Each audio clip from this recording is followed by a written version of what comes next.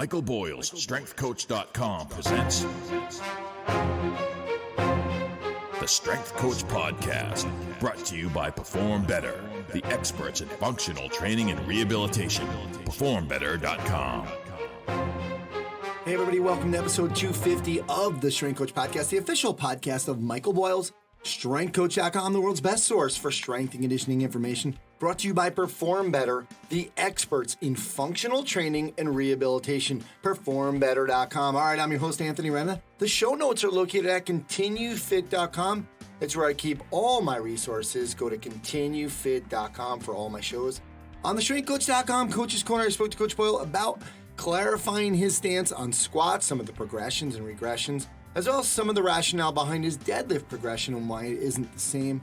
Isometrics as a foundation for young athletes and why he's not a big fan, and some thoughts on complexes. For the Results Fitness University Business of Fitness segment, I'm on with Alwyn Cosgrove to ask about gift marketing. Gift marketing is get in front of them.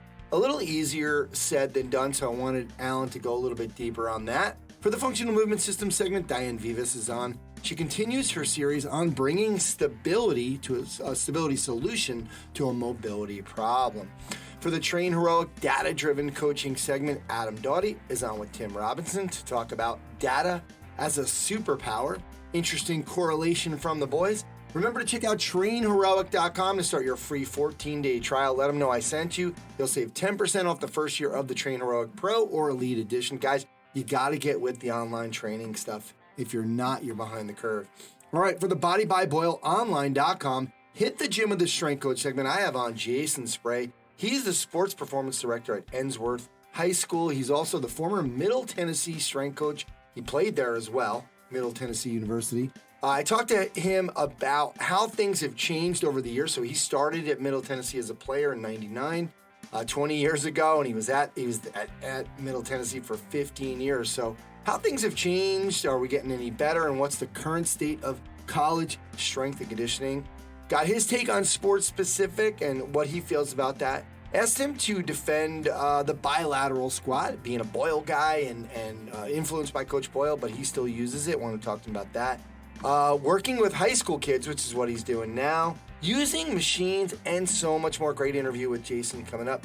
Guys, don't forget, be an insider at Mike Boyle Strength and Conditioning with membership to BodyByBoyleOnline.com. But they got staff meetings, in-services, and all of their programs on there.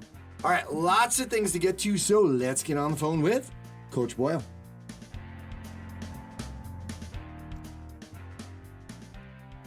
All right, now it's time for the StraightCoach.com Coach's Corner with Coach Boyle, the world's best source for strength and conditioning information. Good try StraightCoach.com out for 3 days, just $1.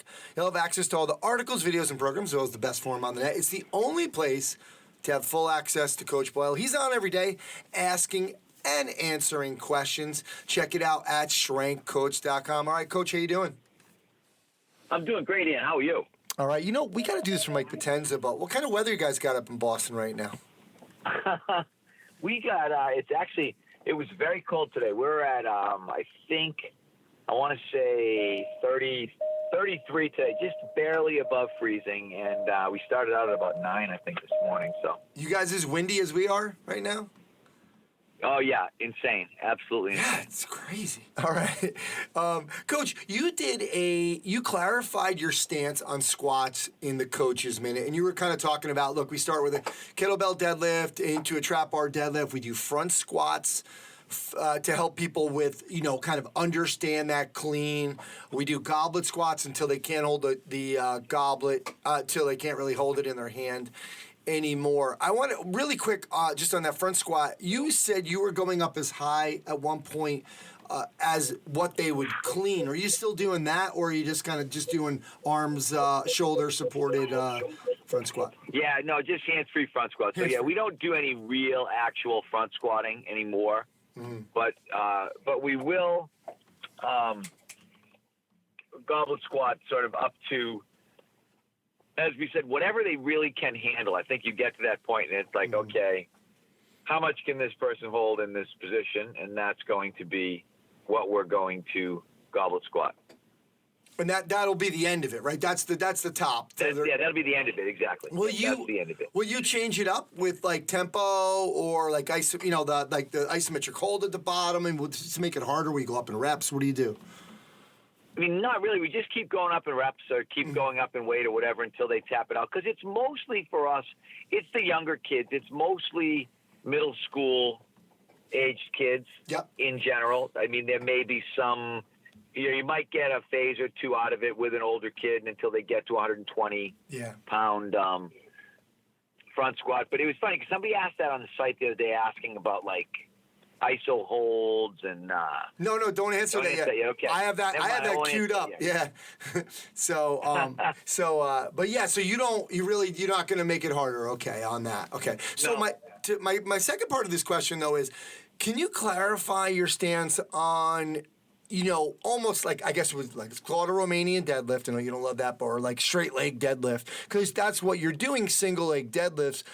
You don't do any bilateral deadlift barbell just to kind of get them started, teaching them to move. Because again, we are talking about this idea, like what you did with the hands-free front squat. That's the way when they're going to clean, they're going to do that deadlift, that Romanian deadlift, straight leg deadlift type position. Are you doing any of that with the deadlift?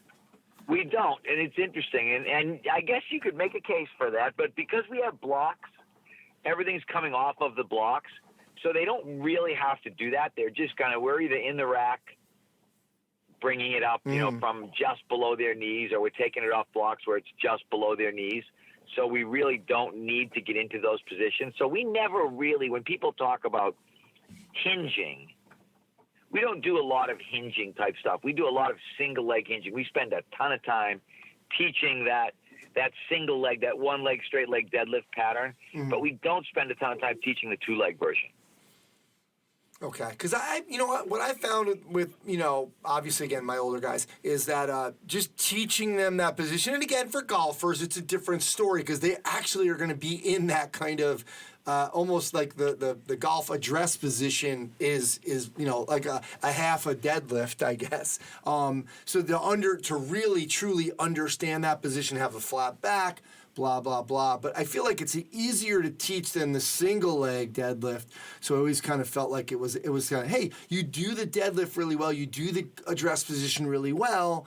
Think the same movement but only on one leg. So I just wasn't sure if you were using it as a teaching tool.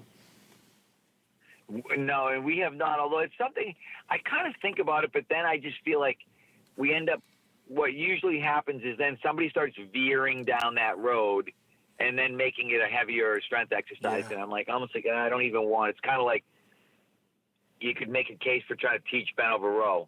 Because so much of this stuff, when you think about kind of from a motor learning standpoint, a lot of these things would be good if I wasn't worried about what they led to next.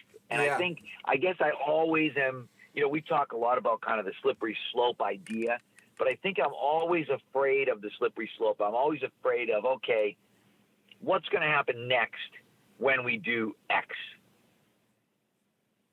Yeah.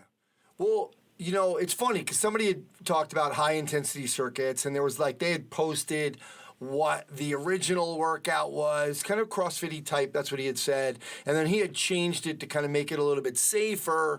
And then the discussion kind of went to complexes. And I guess that could be the same idea, is that, at least with the complex, you're keeping it low, relatively low weight, right? Like you're doing like a row or, row clean, front squat, presses, back squat, good mornings. That's what somebody had kind of posted for the Mass Made Simple Dan John one. And I guess that one, they'll never really get too heavy though. But you're not crazy about the complexes, right? No, I'm not crazy about the complexes. I like them. We've used them a little bit. I used them more. And this is where I think sometimes you go from this team sport to what I guess I would call the for-profit strength and conditioning model. And you kind of look at that and think, I did a lot of bar complex, dumbbell complex, but I wanted to get a little more metabolic with my BU guys. I would do it because I felt generally really good about them as lifters. And they're just, those guys, you get Division I athletes, really good nervous systems. pretty much you can show them something and they can do it. And as long as you're not worried about how heavy they do it, it's generally not going to be such a bad thing. Yeah.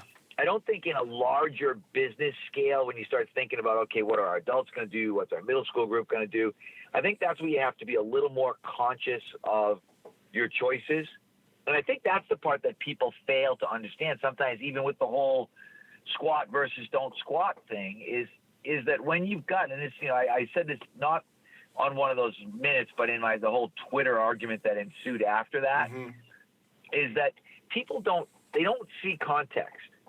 They don't see kind of what goes into your entire decision-making process. Yeah. When you're talking about, are we going to use an exercise or not? Because I can't, everybody was like, oh, well, it depends, and everybody's different. And I'm like, no, you can't have a large business based on it depends and everybody's different. Yeah. You will not be successful when you're going to train, like with us. Someone was asking yesterday, okay, how many people do you think you have this session? I said, well, between the two facilities, I'm going to guess it's around 600 people between, adults and kids in the two facilities. And when you have 600 people that are training, if you don't have rules and say, no, this is the way, even we, and Kevin made a good point in his talk, Kevin Carr, the other day at the seminar. He said, in spite of all the rules, all the progressions, everything that we do, we still get screw-ups and we still have problems. So I think you have to really be careful when you start getting into this, I said the warm and fuzzy, everybody's different and everybody's going to have their own little drummer that they're going to march to. And it's no, actually not at our place. We're going to have one drummer and we're going to make everybody march to that drummer. Yeah. And I think, when you are that big, unfortunately, you're not everybody's going to leave MBSC with the same experience, from a perspective of that really didn't help me, or that wasn't useful for me, or that wasn't, that they're going to bring their own baggage to it, etc. And when you have that many people, sometimes it's that 80-20 rule, right? I mean, you just gotta kind of go in that direction because you got to program for the 80. Yep. You know what I mean? If it's the 80-20 rule, you got to program for the 80, and you got to realize that and I always said this, even in team sports settings, the individual is often going to suffer for the group if you're trying to train a team of people. And I think that goes even more so when you're talking about having a really large group. It's the same thing when you have a strength and conditioning program. If I got a college strength and conditioning program, then I got to have a philosophy. I got to say, this is what we do. Yeah. This is what we don't do. Because it's the same whether, you slippery slope, monkey see, monkey do, whatever it is. When someone walks in, their automatic reaction will be, why don't we do that? And I mean, and this is what I always try to get everybody to understand. I don't just sort of come up with these things randomly off the top of my head. Most of the rules that I have in my mind are rules that were created as a result of being a college strength and conditioning coach and having hundreds of athletes and realizing when you have that moment of people coming in and go, why don't we do that? Why can't I do what that guy's doing? And realizing, wow, I'm getting all sorts of cultural problems developing based on if I let one person do it, I need to let everybody do it, or I'm going to spend my entire time trying to account for why I'm letting one person do it and not another. And so I think that leads you to say you have to have your big rocks, your anchors, these things that you're going to really believe in, because if you don't, you're going to get yourself in trouble. Yeah, and it's so true. We talked about this on the forum. We've talked about this here. Is when people have asked, well, I was going to rent out, to other trainers, and this idea of culture does come up. You can't build a culture if you're talking, anti-extension and flexion and rotation when somebody's sitting there doing 1,000 sit-ups, and if somebody has, cut off shirts there, and they're allowing their client, that's the trainer, and then they're allowing their clients to wear earphones, stuff that's just not done at MBSC, then all of a sudden it becomes this idea. It's very similar. It's funny because I was talking to a lawyer who was part of the whole Bill Bratton, Rudy Giuliani clean up New York thing, and he was a prosecutor in the city, and he was saying he mentioned the whole broken windows theory. There's a trainer with the sleeves cut off, or there's somebody doing sit-ups, or there's somebody doing a back squat. It's very similar to the broken windows. They're doing it, I can do it, or why are they doing right. it? And just becomes a cancer within the place. So exactly, and I guess the thing is, the people that argue about it, it's funny. One of the guys that was really arguing, he's an osteopath or a therapist or something, and it's like, you have no idea. Like, you've never had, you're treating people one at a time. It's entirely and completely different than what we're trying to do. Yep. And I think that's what people, and even some of the guys who were mad about, one of the guys said, oh, you know what you're talking about. You've never had 1,000 pounds on your back. And I'm like, no, I've never had 1,000 pounds on my back. And there aren't very many people that have. So again, your perspective is relatively unique in this particular case, but it doesn't give you the right to dictate what everybody's going to do just because at some point you were a really good power lifter and you had 1,000 pounds on your back. Or, another one of the guys coaches Olympic weightlifters and power lifters. And all of these things are different and unique. And when, again, I don't think people look at us and realize, wow, wait a second, I'm talking about a facility here where there are going to be 500 or 600 people, children literally 11 years old and up, adults all the way up into the ages of 80, and then elite athletes. And trying to mesh all that into some sort of cohesive business philosophy that makes sense is not a simple thing to do. Yeah, absolutely. I'd sort of finish with that.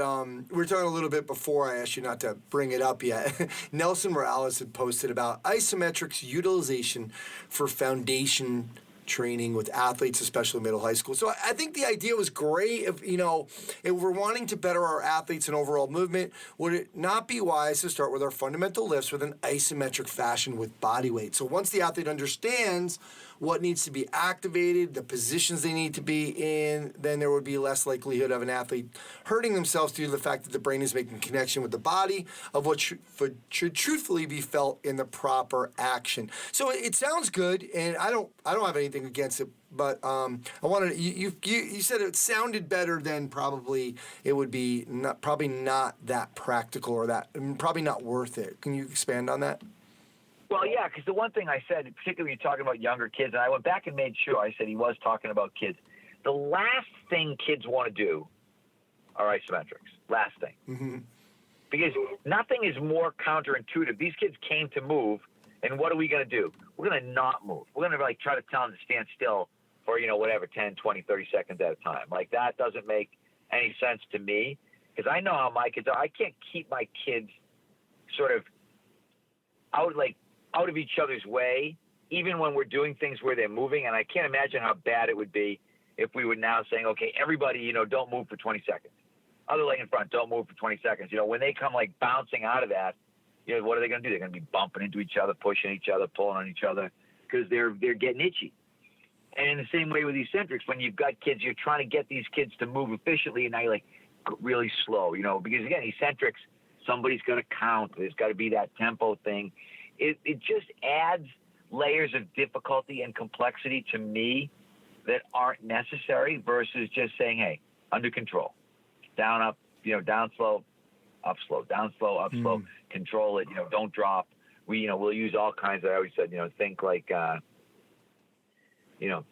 elevator going down, don't drop, lower, and, all these things. But it just, to me, seems like one of those things that somebody would say who's never done it. Yeah. And I'd love to see if someone said, no, I've done this. I had groups of middle school kids and we did ISOs and they loved it and it worked great. I'd like to hear that if it was true, because my experience would tell me that it would be a nightmare. Yeah. All right. Good stuff. All right, Coach. Well, we'll let you go on that note. So thanks for coming on, and we'll speak to you next time. Hey, thanks very much for having me as usual, and we'll keep all this stuff rolling. I got to run into my meeting. Thanks. All right, guys, remember right now at Perform Better, they got the Spend More, Save More sale, 10% off $50 or more when you spend $50 or more, 15% off when you spend $100 or more, and 20% off when you spend $150 or more. Guys, there's lots on sale right now, so you can double dip on kettlebells, sandbags, med balls, and ropes. Also, the next one-day seminar is in Boston on March 16th. Guys, if you want to go to that, sign up soon because that thing always sells out. It's with Martin Rooney, Sue Falsoni, and Mike Boyle. You can check out performbetter.com for all their products and info on their educational seminars. All right, welcome to another edition of the Results Fitness University Business of Fitness segment. I'm here with Alwyn Cosgrove. Alwyn, thanks again for doing this. Oh, thanks for having me once again. All right, one thing you guys always talked about is gift marketing, get in front of them. And, I always thought it was okay because I have a lot of connections in this world, and I had an easy in terms of I worked with golfers, so I have country clubs. Great, easy to find, especially in my area. But, I have a coaching client who wanted to get 10 more clients, and I started to talk to him about this. But it was kind of funny because I was like, man, I'm actually getting stuck here on, like, where is he going to speak? And then I said, okay, you work at 2 gyms, so let's start there. Come up with something really simple because it was in December. I was like, three things you need to do for your workout for the new year, whatever, and ask them. That's your low-hanging fruit. But not everybody allows their trainers to do that, and it's hard. It's like, what do you do? Yeah, go to the local Y. So you guys always advise people about gift marketing, get in front of them, but it's easier said than done. Talk to us how you really advise some of your clients on how to do this. So the first thing to understand is that most coaches coach and talk all day long.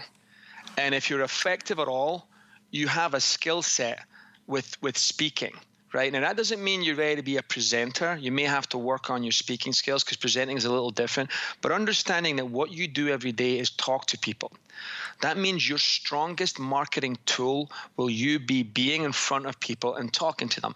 Now, with the Results Fitness University, I'll tell you, Perform Better puts together a room full of 150 professional trainers. I'm excited to get in front of that room and talk to them. That will always lead to some business for our company, and it'll help us change the way the fitness is done in this industry. So the first thing to do is to identify where are your target market at. And as you touched upon, you're in your guys were in country clubs, your golf clubs, easy to find. If you don't know who they are, start looking through your current clients and seeing, right, where are these people? What do they do? What else do they do outside of the gym, right? Now, if you're in a regular gym, the easiest way to find content is, I think I said this in a previous episode, that my niece sent me a message and how do I get a toned stomach? We're actually doing something social media-wise of give me your email address and we'll send you 3 exercises to give you a flat stomach. And we're just showing exercises. But the greatest source for this information is actually your current clients. Rachel got a text from one of our friends just earlier in the year, and it was, what is this HIIT I keep reading about in People magazine? It seems all the celebrities are doing it. Because sometimes we come up with ideas, right, that are exciting for us, right? But the actual target market is looking for something like how do I lose fat? How do I tighten up this, right? And they'll write down these questions and figure out your answers. Now, the coolest thing to do would be to have some type of a seminar where you can get in front of them, right? Where you can invite them in for free and you do your 5 fat loss tips or 3 tips to get ready for a 5K or something like that, right? So getting in front of people is most powerful live. But in today's world, we've got so much technology at our disposal. You could just record this on your phone and blast it on your Facebook page, and then you can target it towards certain audiences. You could share it with all your members and ask them to share it with their friends. You can get in front of people now without having to book a room at a gym or cancel the aerobics class so you can get in that room. But so getting in front of them is there's 2 types of basic marketing. One is where you're the search engine marketing, so people put your name in Google, or you're looking for a trainer in Google and they seek you out and find you. And the other one is I'm trying to show up where they're not expecting me to show up, right? So a live event to invite people to, or piggybacking off of something like, hey, there's realtor groups and there's chambers of commerce who are looking for speakers all the time. Get your butt in that room, right? And start looking for, hey, if you ever need a speaker, if anybody ever drops out at the last minute and you got a last minute space, I'm ready. And here's what I can talk about, right? But start thinking now is that your clients are going to give you the good content, and you're going to record it, just a talking head, if it has to be, a talking head on your phone, and get that content out in front of them, right? That's the fastest way. Now, just as an aside, just because you know your topic doesn't necessarily make you a good presenter, right? So a couple of things I did when I was coming up in the game is I joined Toastmasters, which had me go talk on a topic I knew nothing about once a week, just to work on tone, how loud you were, how audible you were, pacing, moving around the room. I've taken a number of speaker stuff. I've taken Tom Plummer's speaker school with the NFBA. I've taken a bunch of other ones. One of the most effective ones, if you're running a gym or you're working as a team leader, is to run staff training once a week and run it like a speaking engagement. Nice. So that if you do it once a week, you've just booked 52 speaking engagements this year, right? Because you're going to do it once a week. But prepare for that like you're preparing for a Perform Better keynote, right? You should have slides, handouts if necessary. You should rehearse it. But that's where you get good, right? That's where you get good. You get good doing the reps, right? Just practicing the repetition. But so the thing now is that your clients are going to give you the content. You're going to answer the frequently asked questions. You want to try to do it live. If you can get to someone else's event, that's the best, because those people are already there. Failing that, you organize your own event and invite people, friends and family, to some type of informational seminar.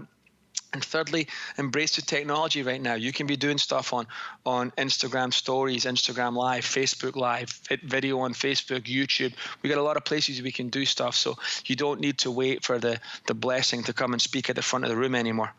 Absolutely. I remember when I first started doing videos about 12 years ago, I only did it in my basement and nobody else. I would press play and go over there, and I didn't want anybody around. And that quickly changed once I put the videos out there, because I was like, whatever, they've already seen me do this stupid stuff, so I'm just gonna keep going. So I think that's the thing. When you start doing video, like your first thing is you have to get over how you look or what the background looks like or anything like that, because we're not studio level for a lot of our stuff. Yeah. And when we wait to get it super with perfect lighting and perfect audio and perfect content and no interruptions or hesitations, or you're like, oh man, my hair's a mess, like that just stops you getting the stuff out there. You just got to get it rolling out there.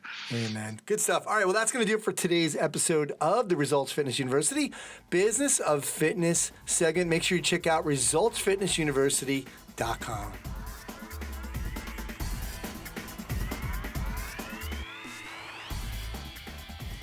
Welcome to the Functional Movement System segment. My name is Diane Vives. In part 1, I spoke about how we may need to bring a stability solution to a mobility problem, and I shared the underlying philosophy of the joint-by-joint approach that supports this corrective strategy. For part 2, I want to share a couple of specific examples to take a closer look at this strategy on the training floor and how it can improve hip mobility. Now, when a pattern in the movement screen exposes a limitation in hip mobility, we can apply the joint-by-joint approach, which triggers us to check and see if the adjoining stable segment, in this case the lumbopelvic segment, is it doing its job, or is there an opportunity to improve feedback that will allow the neuromuscular system to regain trust in that stable segment? This will allow tight muscles like the hamstrings that have been called in to substitute as stabilizers to return to their original responsibility and support hip mobility and range of motion. The first example is going to be the assisted leg lowering exercise. This is where your client is going to lie on their back and they're going to gently lift a straight leg with the assistance of a cook band or a yoga strap. This creates a passive hold. They're not pulling their leg into a stretch, they're simply holding the assisted leg at the top of their comfortable range of motion. And then they carefully lift the opposite leg to the top of that range of motion as well. Now the client is going to slowly lower the free leg to the ground.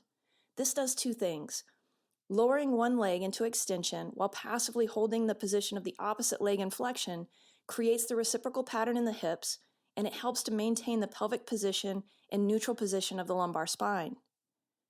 The second thing that leg lowering does is it lengthens the lever arm of the body, providing this slow incremental change in intensity, and it increases the need for core engagement. The body can really feel that pelvic position is maintained during the challenge, and it begins to respond positively to that feedback. As the individual moves through a few repetitions, the body begins to respond to that feedback, and the client's able to raise the passive leg a little bit higher and increase the range of motion. This is an example of a bottom-up approach that allows us to target that feedback using the lower body. For the second example, we're going to use the upper body to create the feedback and encourage core engagement during the reciprocal lower body movement. And we do this with the core engagement leg raise. The client's going to lie flat on their back with their legs extended on the ground and toes pointing up. We're going to anchor a band a couple of feet above the ground and behind the head position. And then we're going to have them hold the bands with straight arms and arms perpendicular to the ground. We have them then pull the arms down until they're about 45 degrees from the ground. This provides tension and slight compression through the upper body and the torso that triggers the muscles around that lumbopelvic area to engage. Then the client is going to raise one leg while maintaining the start position of the opposite leg. They then slowly lower the leg, allowing the feedback for that lumbopelvic stability to be felt. Lastly, in this movement, it's really important, and it's a misstep by many coaches and trainers, that after the leg returns to the start position, make sure to release the band tension back by bringing the arms back to the start position. This allows the upper body and the core to disengage with the legs back in the start position and supported by the ground. The key to this exercise is being effective and repeat that step of core engagement right before the leg raise so that they can feel the core sequencing and the engagement on every single repetition. This is an 80-20 corrective. It works 80% of the time, and as the body feels and trusts that stable segment, the posterior chain involving the hamstrings will allow lengthening, and they will see gains pretty quickly. Remember, we're targeting hip mobility because the FMS told us that there's a pattern with a limitation, and this isn't an opportunity to improve the movement baseline. Mobility is a vital step in the corrective process, and having some strategies that provide positive feedback and allow clients to really feel the change will transfer to success and also build their confidence in the corrective process. That's it for today. My name is Diane Vives, and this has been a Functional Movement Systems segment. For more information, please check out functionalmovement.com. Next in part 3, I'll be applying this strategy to shoulder mobility. Thanks and take care.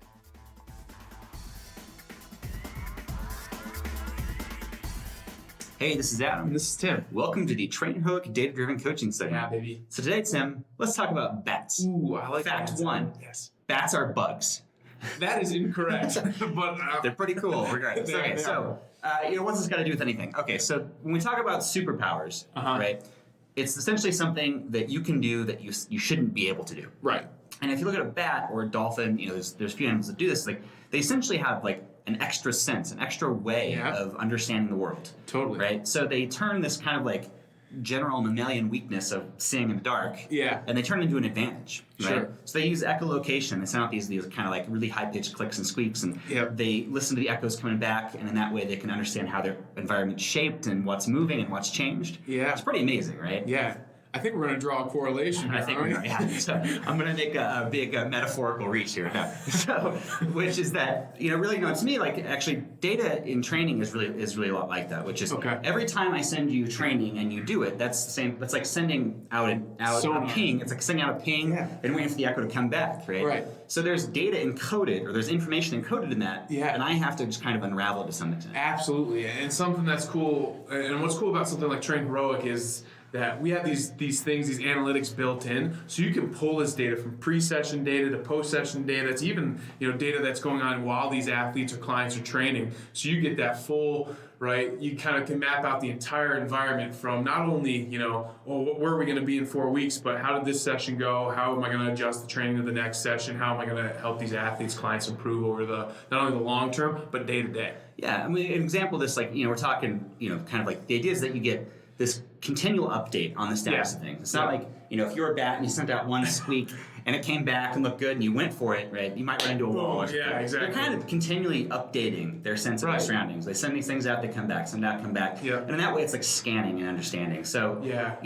it's the ability to frequently get information that enhances your understanding of the status of your athletes in your program. Absolutely, and that's the beautiful thing about technology. I mean, we've known about data and data collection for years, right? The problem was how laborious that process was. Like, I'm going to assign interns to break down this data. Now using, technology and up-to-date technology. We kind of create these things for you. You tell us what you want to look for, and we're going to give you all that data feedback back. So it's pretty cool. And this doesn't have to be like super complicated, right? No. Like, you might look at, did my athletes do and log their training today?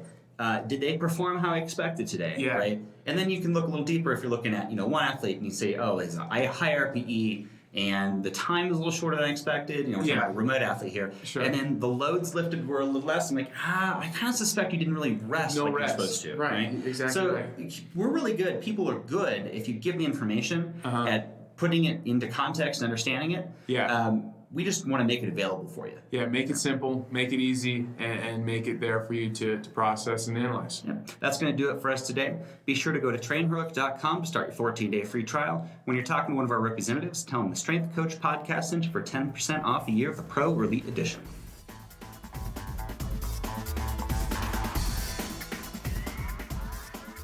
All right, now it's time for the BodyByBoyleOnline.com Hit the Gym with a Strength Coach segment. Remember, BodyByBoyleOnline.com, guys, you become an insider to Mike Boyle Strength and Conditioning with staff meetings. You get to see all the in-services, and you get access to all of their programs.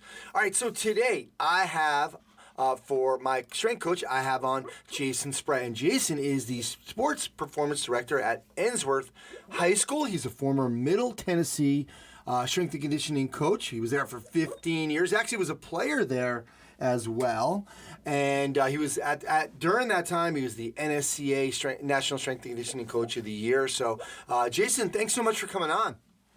No, man. Hey, thank you guys for having me on. This is a privilege, and again, I just, this is the gold standard to me of podcasting our field, and I really appreciate what you guys do. Oh, I appreciate that. Well, wow. I people who listen to the show a lot know that I always kind of say this. I always love the perspective of the guy that, you played at Middle Tennessee, and then you ended up being the strength and conditioning coach. You were there for 15 years. So I always kind of love, you were there for 15 years, but you were also a player there. So that's spanning 20 years. You were playing there 20 years ago.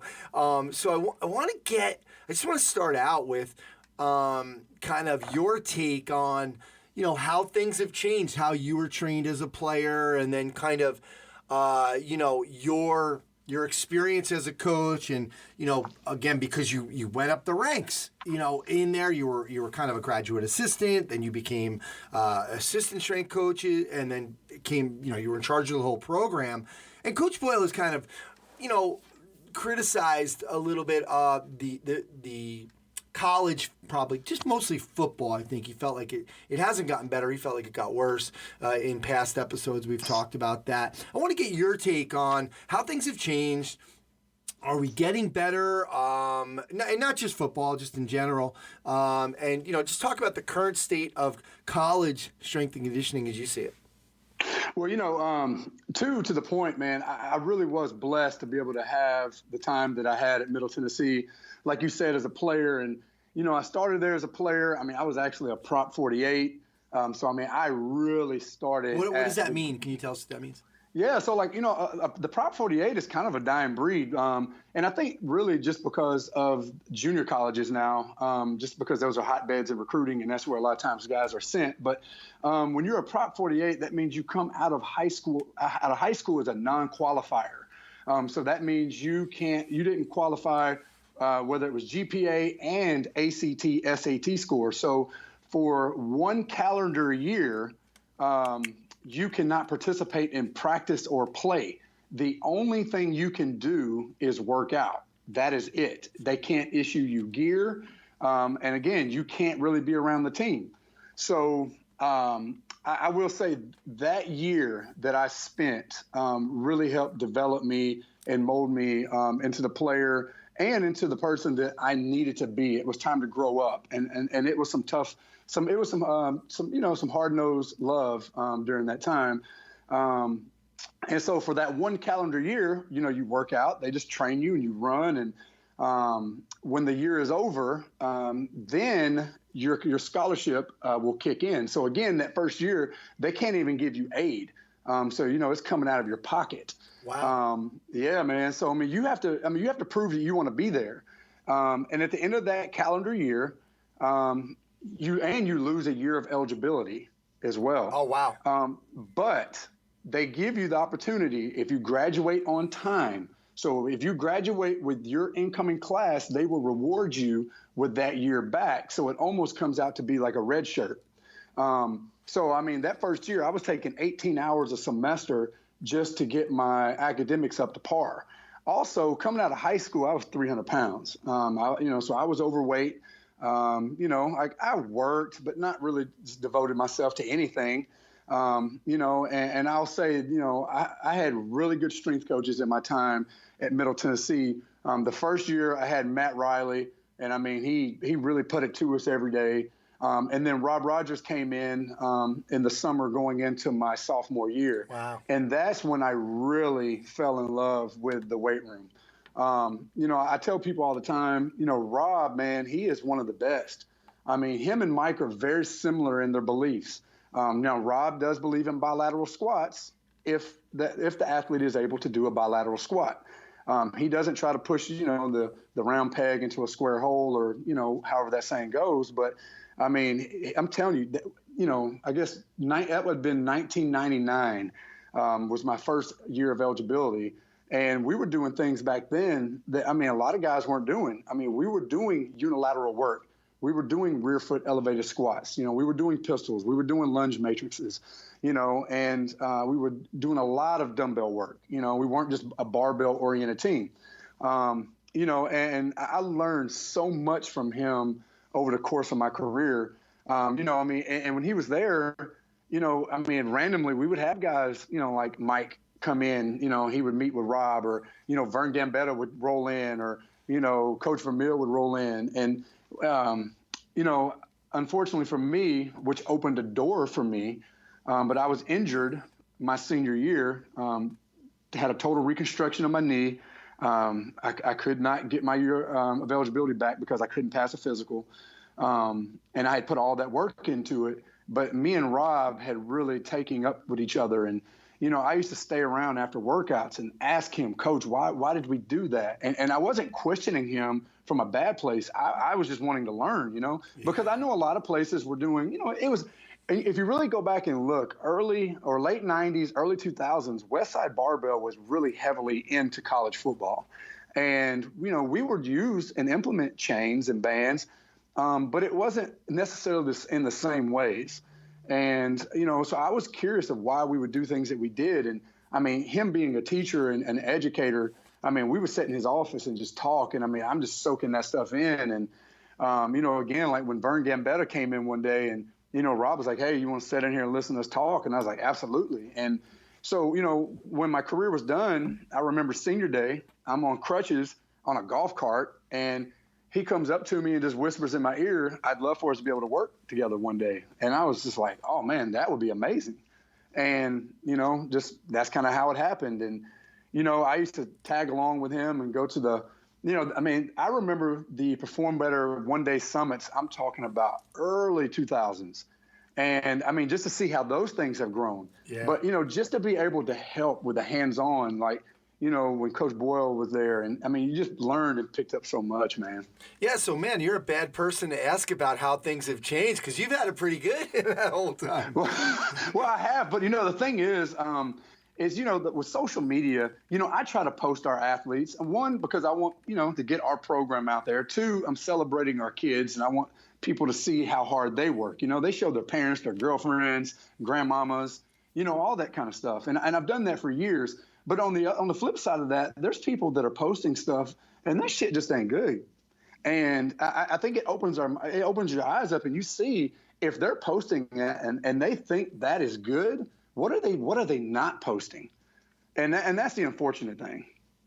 Where do you think we're going wrong with that, though? In terms of, there's so much education right now. There's so much free education. Like, even, like, all the, like, you're posting, like, some great stuff. And, Coach Boyle and all these guys are posting really great stuff. There's plenty to learn, really workshops aren't that expensive. They're not. Webinars are out there. There's so much. So where do you think we're going wrong? Like, where is that disconnect in, for some of these programs?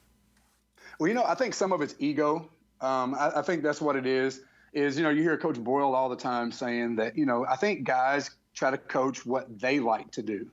It's a former guy, a squatty body guy was really good at bench press, and he wasn't really good at, lunge variations and jumping and sprinting, but he loves benching and he loves back squatting, and, he just loads that thing up as much as he can. And I think the disconnect, I think a lot of times it comes just in the loading pattern, I don't think guys sometimes truly understand how to load and warm guys up properly and how to get them to those money sets that they want to see. Two, I don't know if some of them just understand what a good lift looks like, to be honest. And they just look at the weight on the bar. And I think they fall into that trap of what social media says. I know there's the old saying, what is strong enough? And, if you could squat 5, bench 4, clean 3, but that's not reality. I trained Kevin Byard, who's one of the best safeties in the NFL, and Logan Ryan, and those guys are not a 5'4" guy. And guess what? They're some of the best in the league. And when you train those guys, you train it on how you want it to look and how it should be, and not some image or some fairy tale of what plates should be on the bar. And I think that's what happens, and that's why squatting gets a bad name. Is because of and two, I don't think guys are just truly taking the time to educate themselves. I don't know if you've ever noticed when other high school coaches would come into me when I was at Middle Tennessee, or even since I've been here, they come to you saying that they want to learn, but really they're more interested in telling you what they want, what they're doing, and to see if they can get your stamp of approval. And if you don't get it, then they don't want to talk anymore. Absolutely. So that's what you're kind of seeing, It's interesting because I think with everything that is out there, like you talk about this idea about ego and they don't know what a good lift looks like, which is really surprising. And it's funny because you're kind of the guy that we would say, oh, here's the guy, he was a football player, and now he's the strength coach, and we're going to do, right? But you were lucky enough to have Rob Rogers in there kind of showing you and bringing all these different people in there. And that's a really good point, because if anybody doesn't have an ego, it's Rob. He's such a great guy. He's one of the best. Yeah. And also, and two, yes, I spent all of my time at Middle Tennessee as far as in the college ranks. But that doesn't mean I just sit in a hole and I didn't read and I didn't reach out to people and I didn't go visit people and I wasn't going to clinics, right? I wasn't just that stereotypical lifer, as they call it. I had opportunities to leave, but that was my alma mater. I was doing it the right way, and they wanted me to stay, and I wanted to stay. Because also, I'm not foolish enough, and I know a good opportunity when I have one. And I didn't want to uproot my family and just move them all over the country, just to move them all over the country, and not allow my wife to get her feet established where we were, and having my kids all over the place. So, I was blessed, to work for a great coach in college, but I was blessed that I came up under Rob, because I don't want to throw names out, but I worked for people that also I learned what not to do as well, that were a heavily West Side influenced program. And I saw torn pecs, and I saw a guy break his back box squatting. And I knew what not to do because working with Rob. Yeah. And it's interesting. Coach Boyle kind of has that quote. I forget who it's from, just talking about, we want them to be good athletes, not good weightlifters, right? And it's important for us to remember that. When, and it's what's interesting too is we talk about all this bad form, and Coach Boyle has been posting some of his clean techniques from some of the kids, 12, 13, and 14 over the last 3 years. And somebody had remarked, the form's not that great. It hasn't changed. It hasn't gotten better. But he did remark that they're getting faster. They've gotten faster and stronger, but they're not. The technique's not getting better. And he's like, that's exactly the point. I'm not that concerned that they didn't get to be the perfect weightlifter, but they're becoming more athletic. They're becoming stronger. Yeah, exactly. Like when we pull from the floor. So we do power cleans, we do hang cleans. I'm not really overly concerned with them catching in a full catch either.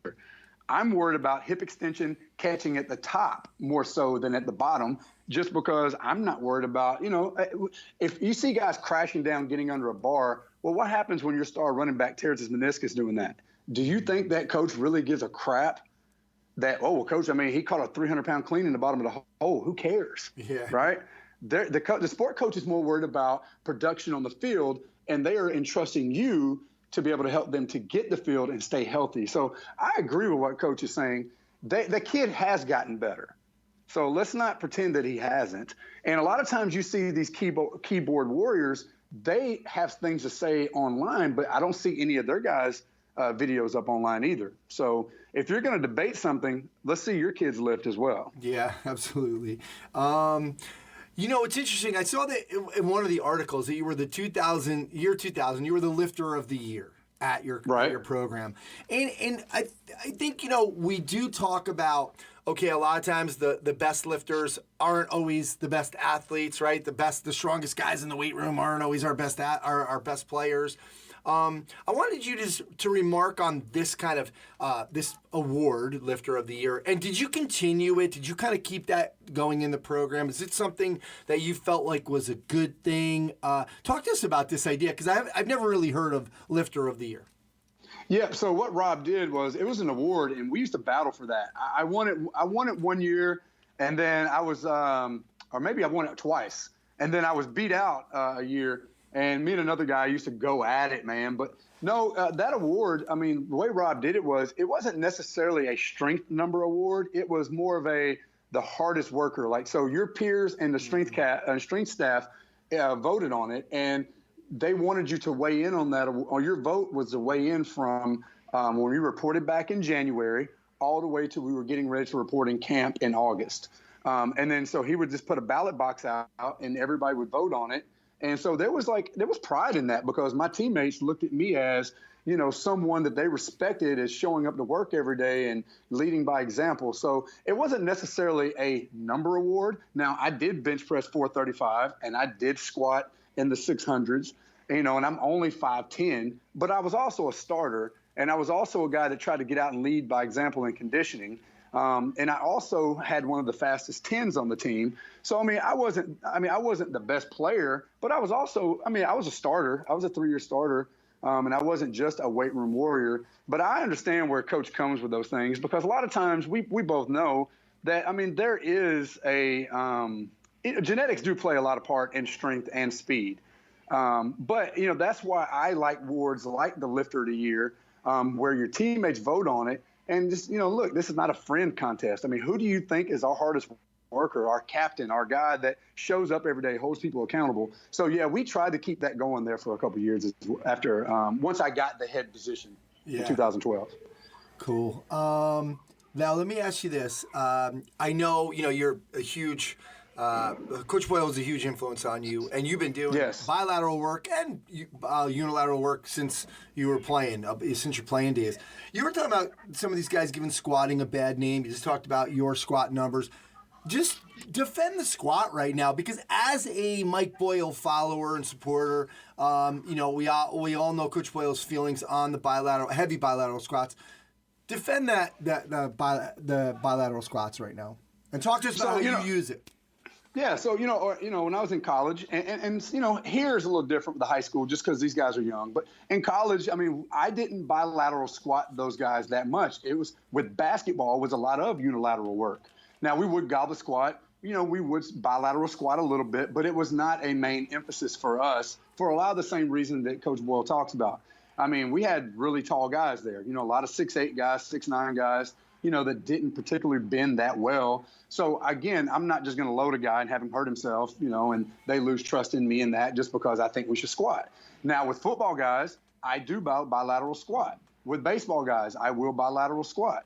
I think it has its place in landing mechanics with jumping, because I know Coach thinks you don't, but you do play and land off of two legs at times, especially in football. If you're a fullback, a linebacker, a lineman, where you do take people on in a bilateral stance, and you have to fight.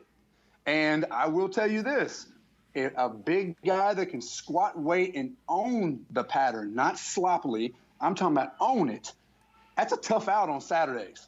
And you see that on film. You can see that. And, you know, to me, again, I just like well-rounded athletes.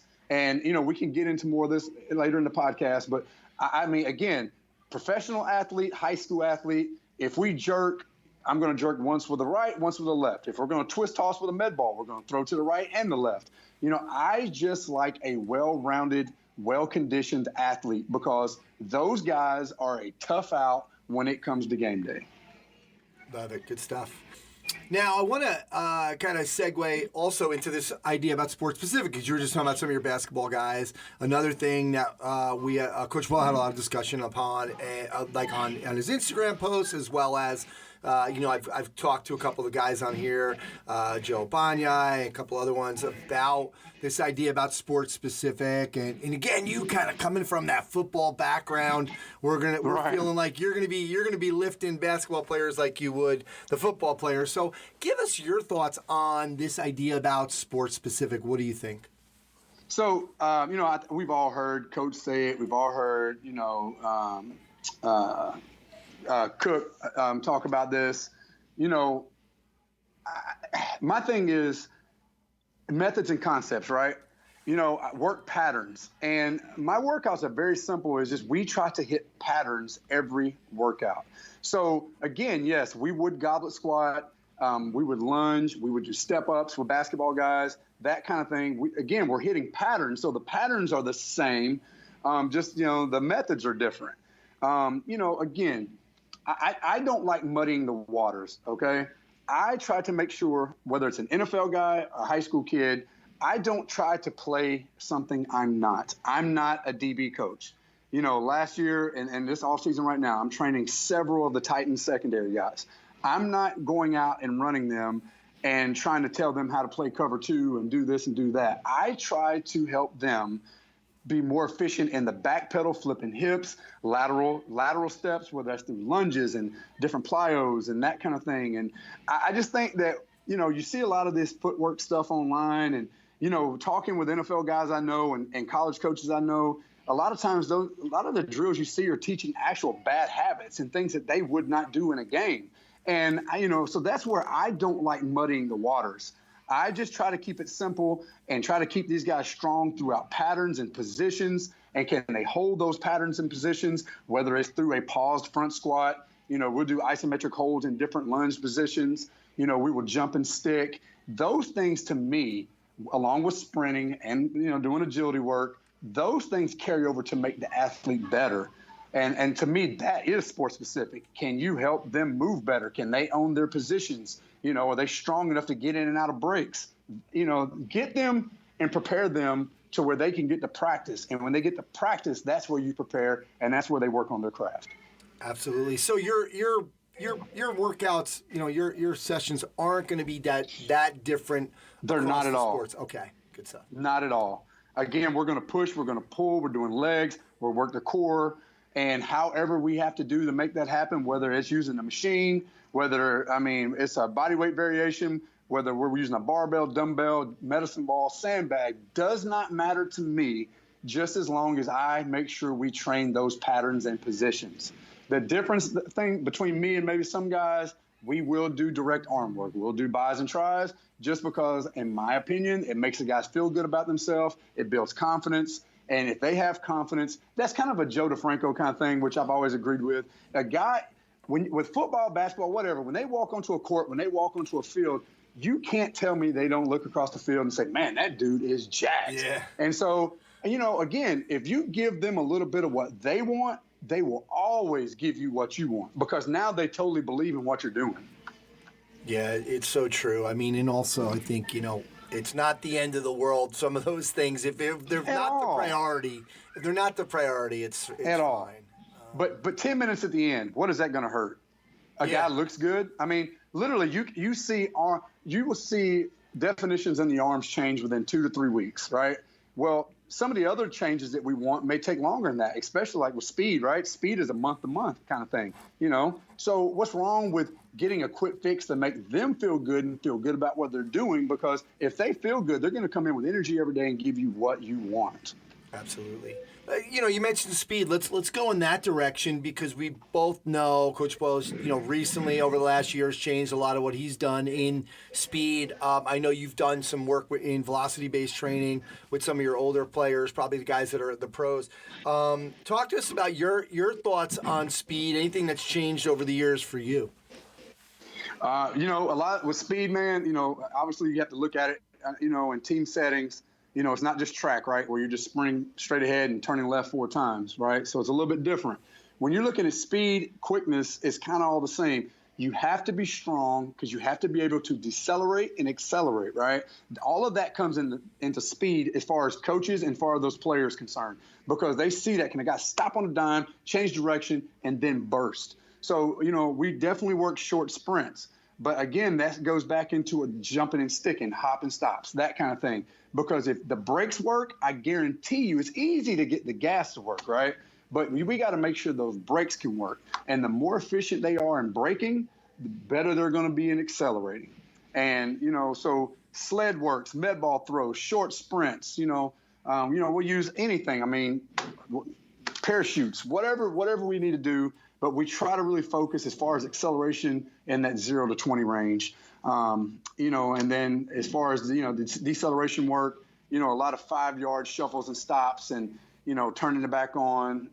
Again, back to the hop and stop things. There's a lot of those videos on my social media accounts. But, again, if the brakes are efficient, typically the gas is pretty efficient as well. Yeah. It's not rocket science, man. It's really not. What are some things you feel like are out there that you feel like some coaches are doing wrong? Again, because they have the other perspective of being a player and coaching through all these different sports for so long. What are some things you feel like, wow, that I think they're approaching that they're in a bad way?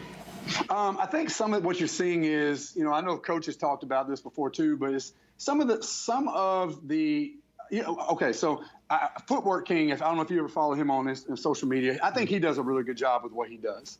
So I'm not really talking about him. There's other guys, they're turning speed work, they turn it into conditioning. That's always number one, you'll see that.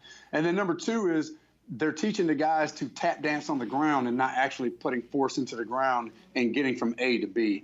They're playing on top of the ground too much with some of these drills.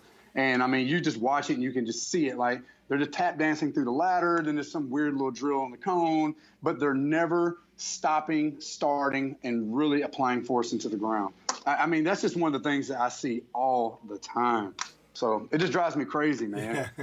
Because the ladder, and it's giving the ladder a bad name. It almost goes back with the squat. Like, there's nothing wrong with hitting an agility ladder for a warm-up. I mean, to me, that's where that falls, Or if you have a really out-of-shape, maybe older client, you can use it for that kind of thing, right? You get a little bit of elasticity work in there and that kind of thing. But, I mean, the ladder is a great warm-up, especially before you start jumping, just to make sure that, that calf complex and the Achilles is warmed up. That's where we really use those things. But if the ladder is your main workout and you're just kind of tap dancing through and with some of the little cone drill, that's not speed, man. That's not change direction. They're not putting their foot in the ground. You have to strain. That's speed to me. Yeah. I guess so. A lot of times with the ladder too, you're not working. You don't work any deceleration, like you said. You're just tap dancing. You are. You're not putting on the brakes because, I mean, when do you hardly ever see that in a game? I mean, there's always, even on the longest touchdown run, there's usually one cut. And it's at a high speed, and like Coach was talking about, a couple podcasts ago, it's high speed at 45-degree angle. And if that guy can't overcome that, he's going to blow his knee out. Yeah. Or he's going to have an energy leak, and he's not going to be able to get north and south as efficient as he wants to. Yeah, absolutely. Coach, let's go into you're now the sports performance director at Ensworth. It's a private school in Tennessee, in Nashville.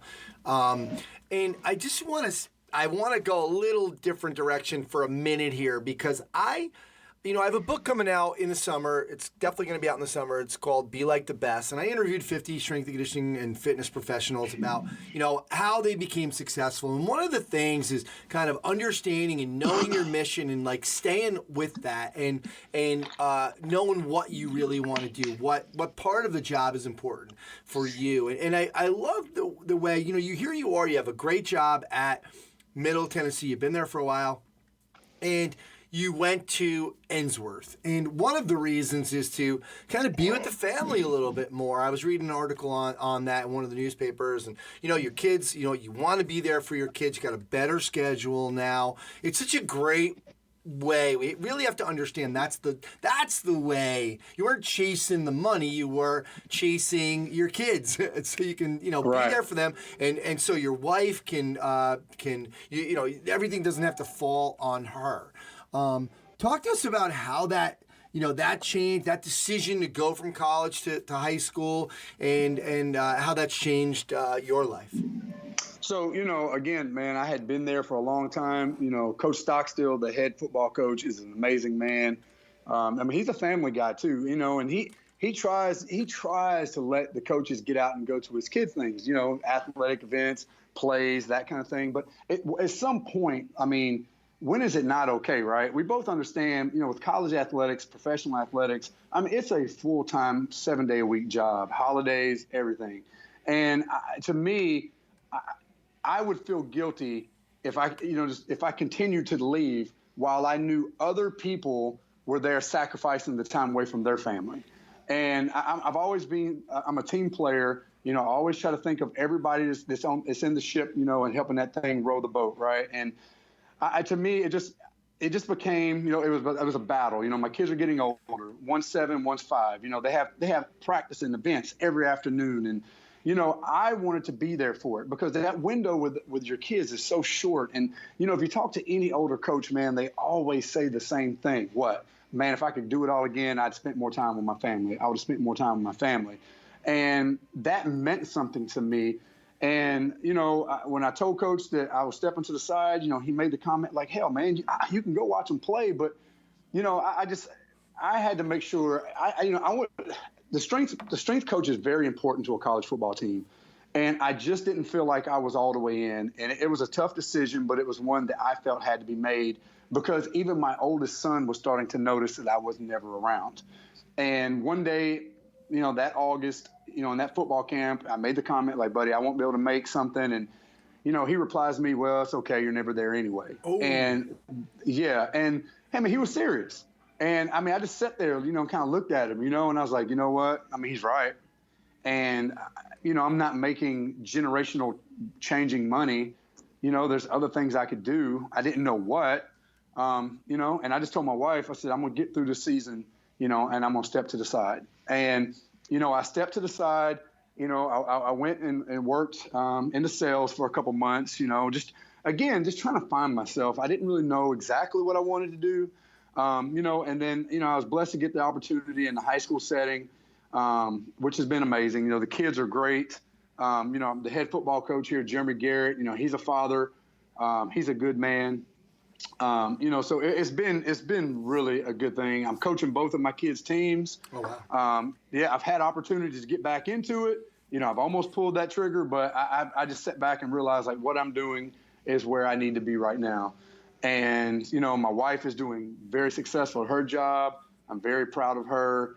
I always tell her, like, I always knew what she was going to be, and she's very successful at what she's doing, and I'm proud. And so I'm very happy where I'm at right now. And, but I do miss it. I do miss the kids at MTSU. I do miss, Coach Stock, but I'm happy where I'm at right now. Yeah. What's been the biggest change, so training wise? Now we're talking about college kids and bigger guys and bigger gals, stronger gals and guys. And so what's been the big change for you? Was it kind of like, whoa, wait a minute, I gotta did you have to kind of like be like totally adjust your thinking, or how was that segue into working with the high school kids? Yeah, when I first got here, I will say this, there was already a strength coach kind of in place, and his name is Nick Johnson, and man, he had a good rapport with the kids, and he's been, absolutely wonderful for me while I've been here, getting to know the kids. being supportive. I mean, he's done a great job helping me. And, you know, when I got here, they were really proficient in the clean. They had done a really good job of teaching that. As far as squat patterning and pushing and pulling, that's where the biggest improvement had to come. I will say, though, the biggest difference between college and high school is just overall work capacity. You know, they just haven't developed that yet. And so that's where with the conditioning this summer, I really had to be creative. Now, I always try to be creative in that anyway. You know, I like breaking things up in sets. You know, I don't like just going out and just doing 16 110s. I like to break things up into sets, into plays, you know, trying to make that a little bit more sports specific, if you will. But I really had to be creative with it here. You know, Why? Instead of, well, again, because just overall work capacity, you know, like I didn't want to just bury a kid, you know, and I didn't want to just, you know, I wanted to see him succeed. So, you know, we were doing like, so again, you know, we started off with some simple gassers, right? We started out with 5 sets of 3. So we would do 3 gassers, take a 2-minute break, and then we would do 3 more 2-minute break, you know, things like that, 5 of 3, then build to 4 of 4, and just kind of go from there. You know, and so that's how we kind of was creative with that. And as far as, you know, agility work, again, I had been at Middle Tennessee, you know, for 15 years. I had been the director since 2012 through the 17 season. So, you know, those kids trained, they were exactly where we wanted them to be. You know, I mean, it was like every day, I mean, you know, you'd already built the house, right? So we had to spend a little bit more time really focusing on unilateral training. We had to spend a little bit more time outside with teaching these kids how to decelerate because, you know, they're not strong enough. They don't know how to get into those positions. And they you know, there was a little bit of that slippage when they go to stop. And so to me, that's where most of the time needed to be spent, was teaching kids how to properly decelerate. Like that would also come from the weight room, and just as building that work capacity was through, you know, smaller sets with a little bit more rest time. It's interesting that they were really good at cleans, but everything else was bad, right? Well, Coach Johnson's really good at the clean. He enjoys the clean, and you know, he played in the NFL for a couple of years. So I mean, you know, he has not only a football background, but he has a track background as well. So as far as the speed training goes, and anything concerning that in the weight room, they were really good. You know, it's just some of the, you know, the bilateral movements, you know, unilateral movements, you know, chin-ups weren't very good. Again, we just really had to focus on that. And, you know, I mean, there was kids that couldn't, do 2 or 3 pull-ups. I mean, and they were skill kids, you know. But I will say they have responded well. I mean, 90% of our guys can do 5 quality chin-ups with vests, with a pause at the top, full range of motion. And again, I've tried to post that kind of things on social media. I don't just show our best stud athlete. I have posted kids who may not look like athletes to the best kid in the school. And the thing I always try to preach is I want our guys to look the same. I want them to move the same, squat the same. You know, no matter what position you play, I want them to move the same. So. Very cool. Now, I heard you talk about, you know, because you're trying to really, you had to go back to the basics. Your guy is not afraid to use, you know, machines. At all. So, yes, we will, you know, again, I don't care if you're an NFL player. I don't care if you're a freshman in high school. To me, they have their place. You know, a lot of times, you know, they'll say, and I've heard Mike say this several times, and some other coaches, you know, a lot of times with these youngins, man, like, you know, people think just body weight. Well, they can't do a push-up. They can't do a pull-up, right? You know, and then with lower body, you do start with body weight, just trying to get them to properly move. Well, the machines really come into play with these young ones when you're trying to, if they're not strong enough to do a pull-up, well, you know, what are you going to do? You're going to do inverted pull-ups with TRXs every day? Well, that's boring, you know? Are you going to just always do dumbbell rows? Again, that's boring. When you're building a program and not a workout, you have to think of those kind of things. And so, we know we have plate-loaded machines by Hammer Strength. So, you know, we'll use the bench press variations. We have inclines. We have flat benches. You know, we have a high pull for lats. We have a horizontal pull for lats. So, you know, we have cable rows, cable lat pulls. So, again, it's all about the toolbox. And we will do whatever it takes for that pattern to look the part and for it to get caught up to be able to do a chin-up. We're going to use it. I'm not scared to use a leg press. I don't care. I will do whatever it takes to get to where we need to be. Yeah, I love it. And what about the buy-in factor? Because it sounds like, you've talked a couple times, like, I got to mix it up. I got to, we don't want, that's going to be boring. Has that been part of it in terms of, like, at least in college, like, these guys are kind of know the direction they want to go in, where with high school, you might be like, hey, man, I'm not trying to get to the pros. So has it been harder to get the buy-in, and what have you done for that? Not really, because all these kids want a D1 scholarship. So when I was in college, it was always the league. Yeah. I want to go to the league. Well, now it's like, I want to get a D1 scholarship, right? And I will say, like, our goal is always try to get every athlete we have, especially at a school like Ensworth. You would like to try to get every one of these kids a scholarship. Doesn't matter where it's at, right? Yeah. We just try to develop them to, because that goal is a lot more reachable than making the league, to be able to get a scholarship, because there's D1, D2, D3, NAIA. So, if you come in and work hard every day, and there's a good opportunity for you to be able to reach that goal to get a scholarship, especially if your academics are up to par. Back to that, I forgot, you just said something, but the buy-in has been pretty easy as far as high school goes. What I've been noticing with college, the difference, I was there, again, for 15 years, right? So a lot of strength coaches can't do that, be in the same place for 15 years. So you have to be creative. You also have to have buy-in with the players, and they have to respect you, and you have to get to know them. But one of the things I've noticed, and it kind of goes back to earlier in the podcast, there's a lot more hype videos now with college, and it's almost becoming a clown show, man. And I almost feel bad for some of the strength coaches, because maybe that's why you're seeing all these bad squat technique videos and bad cleans, just because they're chasing numbers, just trying to, just trying to impress and trying to stay up with the head coach because some other team. I don't know, man. Not to get on a rant on that, but high school has been a lot easier as far as the buy-in goes. Yeah. And some of that may be, I have a little street cred, they all know that I came from the college ranks, and hell, there's been times I've had 20 Titans in here training, so that makes the buy-in a lot easier too. Yeah, absolutely. Well, those kids are definitely in good hands. So, Coach, I want to thank you for coming on and kind of going over some of your experiences in college and both high school, and some of your thoughts on not only back squats and sport specific, but just some different things about life. So we really appreciate you coming on. Man, again, I appreciate it. This has always been a goal of mine to get on this podcast, again, because I look up to you guys. I respect what you guys do. Again, big shout out to Rob Rogers, man. I love you. I appreciate everything you ever did for me and taught me. And Mike, I appreciate, everything you've ever done and, put out, content wise for this field. And I appreciate you, man, for always putting these podcasts on and doing a good job with them. And I just really appreciate everything you guys have done. Awesome. Thanks again. All right, that's going to do it for episode 250 of the Strength Coach Podcast. Remember, you can try strengthcoach.com out for 3 days. Just $1. You'll have access to all the articles, videos, and programs, as well as the best forum on the net.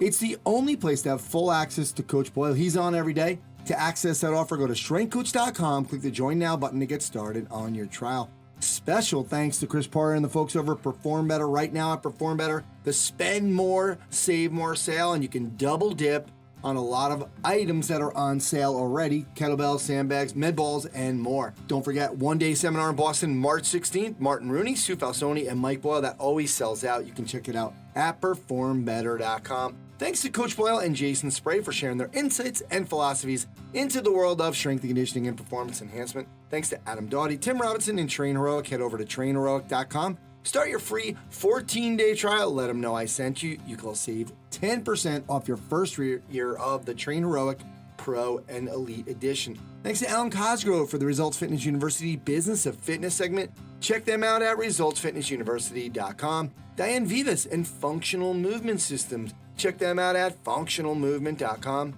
My name's Anthony Rennick. Go to continuefit.com to sign up for the Success Series, 5 audio interviews on success in the fitness business. Thanks again, and I'll speak to you next time.